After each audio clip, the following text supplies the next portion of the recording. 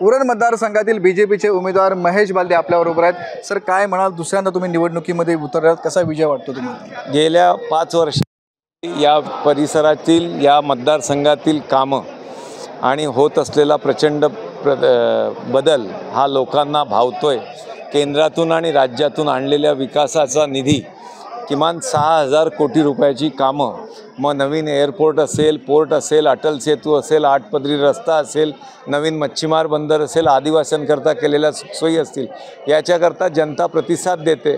कधी भूतो न भविष्यती एवढा निधी या ठिकाणी लोकांकरता आणला गेला, त्याचा प्रतिसाद म्हणून लोक फार पॉझिटिव्ह आहेत आणि उत्साहाने लोक मतदान करतील। पुन्हा एवढा निवडून येऊ असा विश्वास आहे। सर, इर्साळवाडीसारखी दुर्घटना तुमच्या मतदारसंघामध्ये घडली होती, मात्र विक्रमी वेळेमध्ये आहे ती घरं उपलब्ध करून देण्यात आले तुमच्याकडून। तुम्हाला माहिती आहे 11:30 वाजता इर्साळवाडीची घटना झाली 22 जुलै 2023ला। रात्री 11:15 वाजता मी मुंबईहून निघालो ग्रामविकास मंत्री गिरीशजी महाजन यांच्यासोबत, आणि रात्री 1 वाजता गड चढायला सुरुवात केली। 3 वाजता वर पोचलो। जाताना तुम्हालाच फोन केला मी आणि तुम्ही पहिल्यांदा आलेत, त्याच्यामुळे तुमचंही अभिनंदन की पहिले 6 वाजता आपण दोघंही गडावर होतो आणि दुसऱ्या दिवशी संध्याकाळी 5 वाजेपर्यंत आपण त्या बॉड्या काढणं, त्या लोकांचं।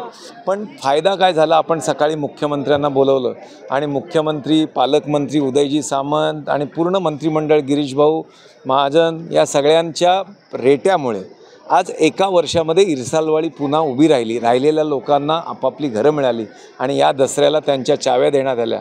हे निश्चित आपल्या आयुष्यामधली एक अभूतपूर्व रेकॉर्डमध्ये काम करून देणारा, आदिवासींच्या जीवनामध्ये आमूलाग्र बदल घडवणारा हा एक विषय ठरला आणि त्याचा निश्चित आनंद मिळतो। सर, तुम्ही आता शब्द दिला आहे आदिवासींना पुढच्या 5 वर्षामध्ये पक्की घरं देणं। मी व्यासपीठावरून आणि लेखी शब्द दिला आहे की एकही घर कुड्याचं आणि कच्चं आदिवासींचं ठेवणार नाही, हा शब्द कायम पूर्ण करणार। त्याच्याकरता वाटेल ती किंमत मोजावी लागली तर चालेल, पण दिला आहे शब्द।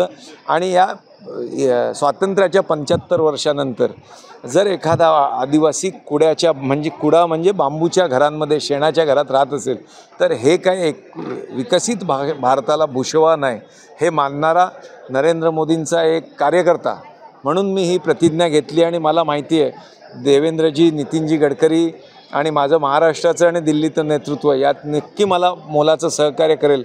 आणि ही प्रतिज्ञा MMR रिजनमध्ये राहणारे आदिवासी जर रस्ता, लाईट, पाणी आणि घराशिवाय वंचित राहत असतील तर ते बदललं पाहिजे आणि मी नक्की बदलीन, हा माझा विश्वास आहे। सर, विरोधकाकडून आरोप होतोय की आगरी कोळी समाजाबद्दल तुम्ही आक्षेपार्ह वक्तव्य केलं म्हणून। मी कुठलंही आक्षेपार्ह वक्तव्य केलं नाही। तोच आगरी समाज माझा आहे। मी जन्मलो आगऱ्यांमध्ये, कोळ्यांमध्ये, कराड्यांमध्ये, आदिवासींमध्ये। त्याच्यामुळे ज्यांना जिंकून येता येत नाही, ज्यांच्याकडे विकासाचे मुद्दे नाहीत, आपण आयुष्यात काहीच केलं नाही, आपण ना रेल्वे आणली, ना अटल सेतू आणला, ना 8 पदरी रस्ता आणला, ना मच्छीमार, ना आदिवासी, कोणाच्याही जीवनामध्ये आपल्या हातून कधीच आमूलाग्र बदल घडला नाही। त्याच्यामुळे कुठलं तरी वाक्य घ्यायचं, त्याचा कुठला तरी विषय लावायचा। तुम्ही हा जनसमुदाय बघता, याच्यात 70% आगरी आहेत।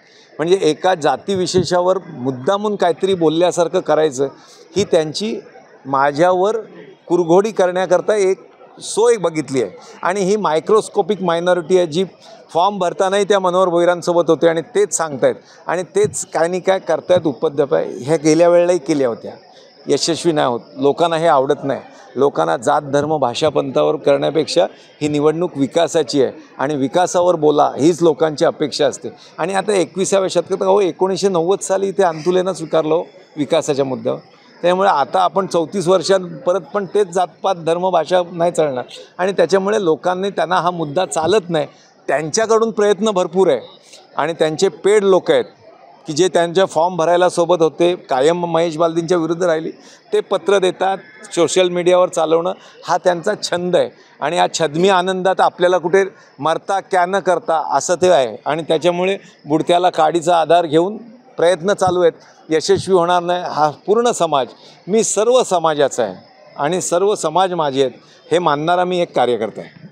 नक्कीच आपण पाहतो की अटल सेतू असेल, नवी आंतरराष्ट्रीय विमानतळ असेल, त्याचबरोबर JNPT बंदर असेल, असे विकसित कामं आपण आणल्यामुळे आपला परत एकदा विजय सुकर होईल अशा प्रकारचं या ठिकाणी महेश बालदे यांच्याकडून सांगितलं जाते।